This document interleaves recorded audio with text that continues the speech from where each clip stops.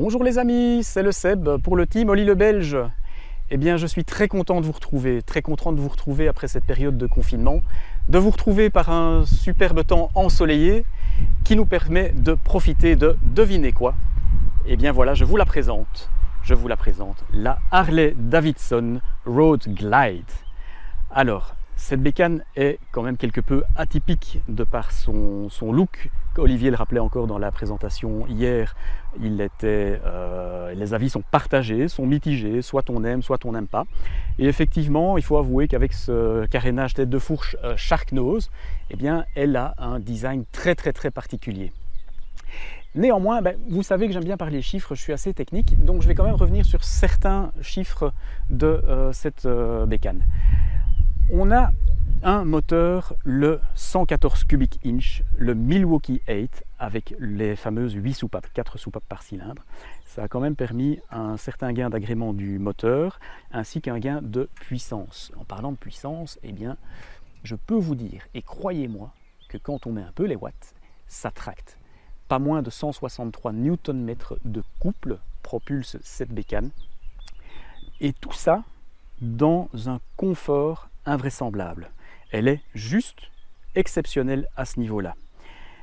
La partie cycle, la moto mesure pas moins de 2,43 m.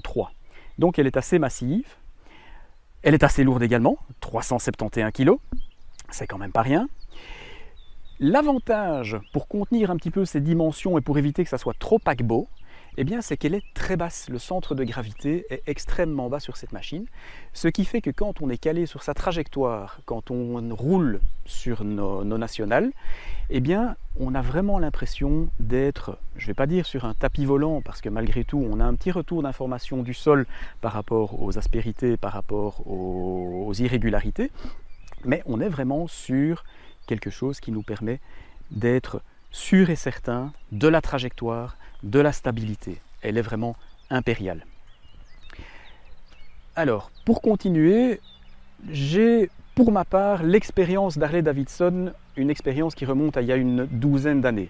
Eh bien, croyez-moi, entre les machines que j'ai eu l'occasion d'essayer en 2007-2008, qui étaient à l'époque les moteurs 96 cubic inch, les 1584 cm3, et les premières boîtes 6 vitesses, les machines ont quand même vachement bien changé au niveau du moteur et de la transmission.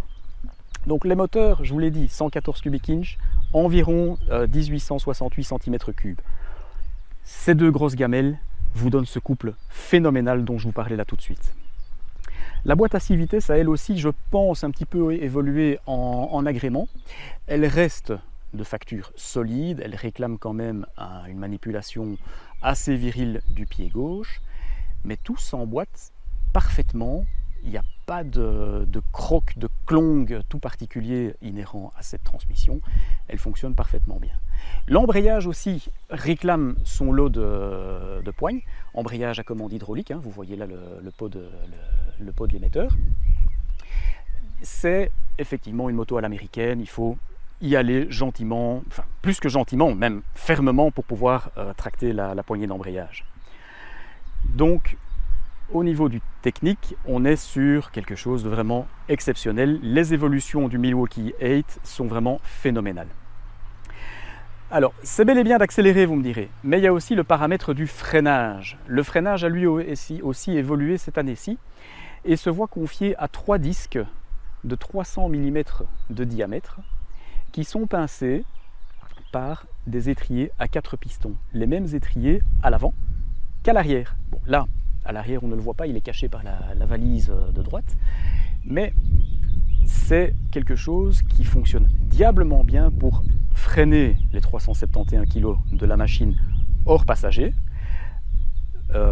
Et ils ont aussi, chez Harley Davidson, à Milwaukee, ils ont adjoint à ce système de freinage un tout nouveau système d'ABS qu'ils ont appelé le Reflex et qui permet, grâce certainement à des modules électroniques et des capteurs un petit peu tout azimut, de prendre en compte la vitesse de la moto, la puissance de freinage demandée et l'inclinaison de la moto pour pouvoir réguler la force du freinage. C'est assez impressionnant. Bon, je ne me suis jamais trouvé vraiment dans une situation qui m'a obligé d'avoir recours à ce système, mais sur papier en tout cas, ça a l'air d'être vachement intéressant. Les suspensions sont de bonne qualité aussi. Bon, on est naturellement sur une bécane qui est faite pour cruiser, pour vraiment abattre du kilomètre sur des routes qui sont en bel état. Parce que, on sait très bien, chez nous, les routes parfois en Belgique, il y a des défauts, des aspérités, voire des trous. Là, ça commence à devenir parfois un peu tendu parce que, de par la position de conduite, on est assis comme dans un fauteuil, mais on est vraiment assis sur le cul. Et donc, dès le moment où on a un choc qui remonte au niveau du fessier, eh bien, voilà, l'information, elle vous remonte jusqu'à la tête en un rien de temps. Mais néanmoins, une route en bel état, une belle nationale roulante, et on est vraiment impeccable. Au niveau des petits coins qu'on connaît aussi, les petites routes viroleuses, là ça se complique un petit peu. Il y a 371 kg, c'est lourd. La longueur de la bécane qui fait qu'elle est extrêmement stable. Donc elle n'est pas trop faite pour aller dans les petites routes, les petits coins. Néanmoins, elle tire quand même bien son épingle du jeu parce que, comme je vous le disais, le centre de gravité de la bécane est très bas. Donc on a quand même la possibilité de la balancer gentiment à gauche, à droite, assez facilement. Et si j'ai bien lu la fiche technique, les inclinaisons possibles avec cette bécane sont de environ 31-32 degrés des deux côtés. Je me rappelle avoir lu une différence de 1 degré d'un côté à l'autre, sans doute parce qu'il y a un truc qui dépasse un peu plus d'un côté que de l'autre. Alors, au niveau de l'électronique, là aussi ça a un petit peu évolué. Je veux dire par là, cette bécane est équipée, excusez-moi je bafouille un petit peu, c'est la première de l'année. La bécane est équipée d'un traction control qui est réglable sur deux positions, position sec et position pluie. Le traction control, vous avez le petit bouton sur le commodo de gauche qui permet justement de le régler.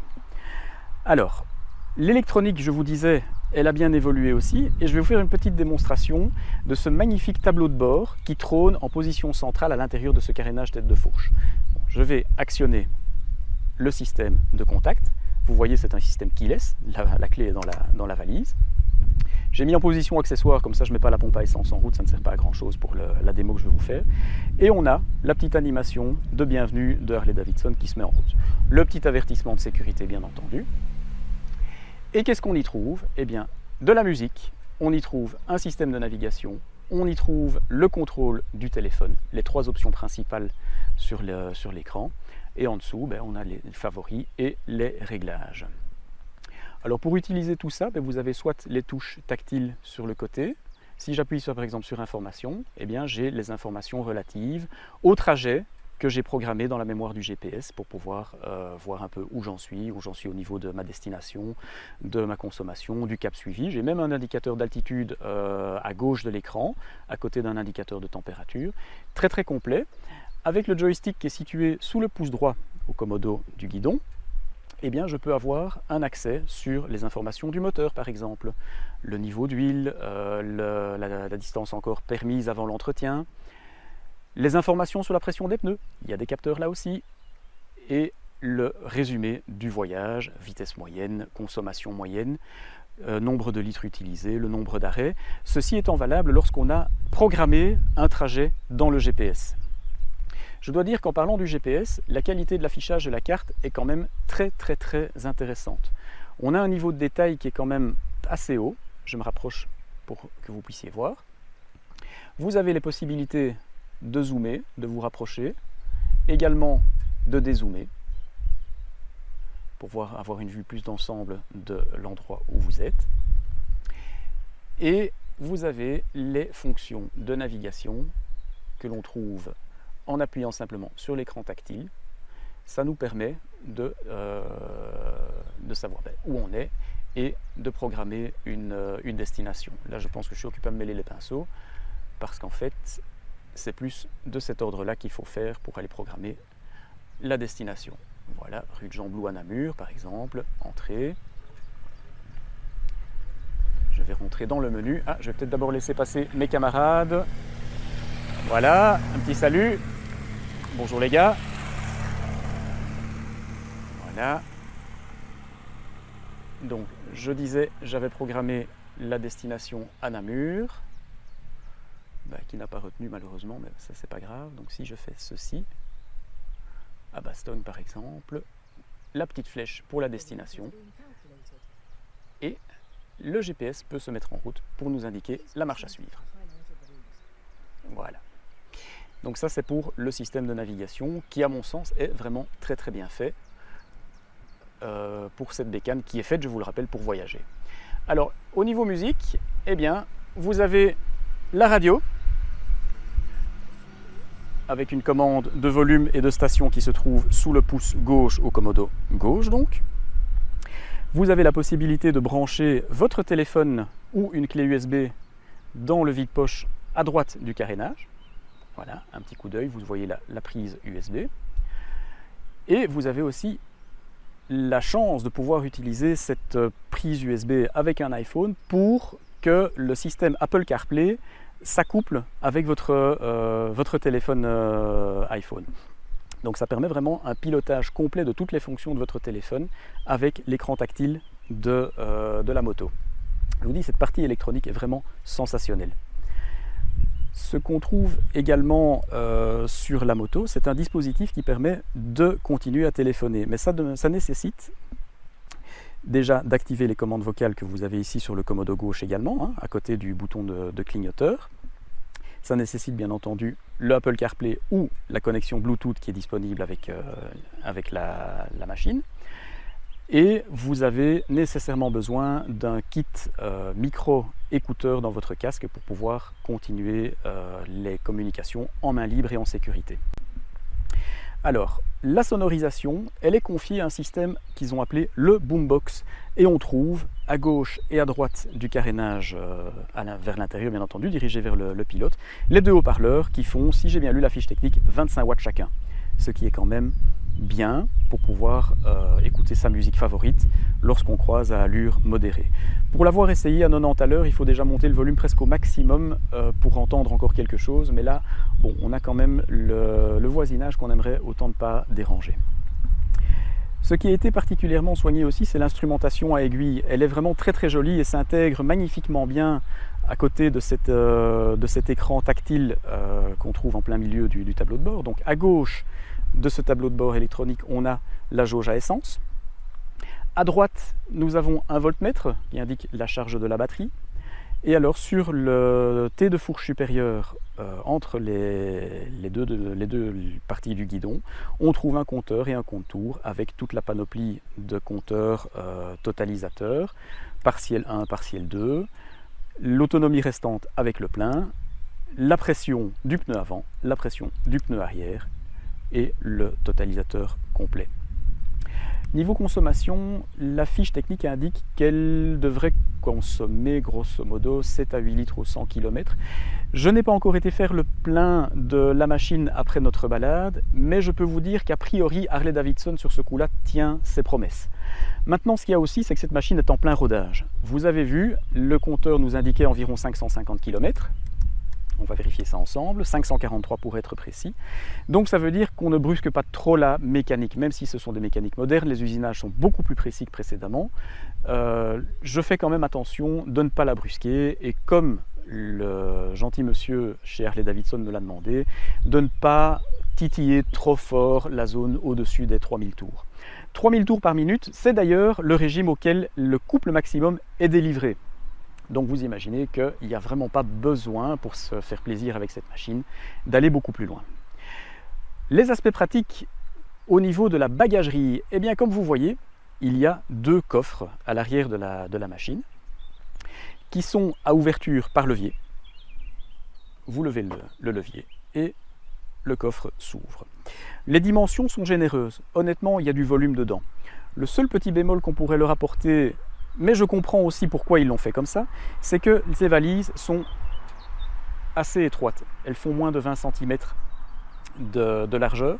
Donc ça veut dire que par exemple pour y loger un casque quand vous faites une étape quelque part, ça devient un peu compliqué.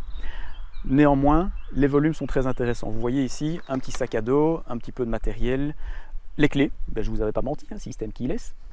Donc il y a moyen vraiment de mettre de quoi se rhabiller si on envisage de ne pas faire étape chez soi un soir ou qu'on envisage de partir 2-3 jours en week-end avec madame. Parlant de madame, eh bien là, on va parler un petit peu du passager. Alors, cette moto est prévue effectivement pour emmener un passager. Très objectivement, et pour avoir emmené 2 personnes déjà avec moi, la position du passager avec les équipements fournis d'origine sur la bécane, ben voilà, on va se dire juste un peu pour la dépanne. Parce que la selle a un profil fuyant vers l'arrière, elle descend, ce qui amène le passager à glisser vers l'arrière de la moto et, s'il ne se tient pas correctement, à se retrouver parfois avec le derrière sur le garde-boue. Pas très confortable. Néanmoins, chez Harley-Davidson, ils ont pensé à faire une découpe dans la selle entre le pilote et le passager qui permet de glisser une main et de se tenir fermement à la selle pour éviter de tomber. Je trouve que c'est parfaitement intelligent. Et donc voilà, le passager, il est bien loti par rapport à la poignée, mais la position pour lui au niveau des jambes et au niveau de la selle, c'est un petit peu tendu si on envisage de faire des longues routes. Maintenant, vous savez tous que chez Harley-Davidson, on a cette chance de pouvoir personnaliser, customiser notre véhicule à l'envie. Il y a fort certainement dans leur catalogue d'options et d'accessoires des selles qui sont plus accueillantes pour le passager, avec éventuellement un petit dosseret qui lui permettrait de se caler et d'éviter de glisser vers l'arrière lorsqu'on fait une petite accélération. Alors l'accélération maintenant. L'accélération.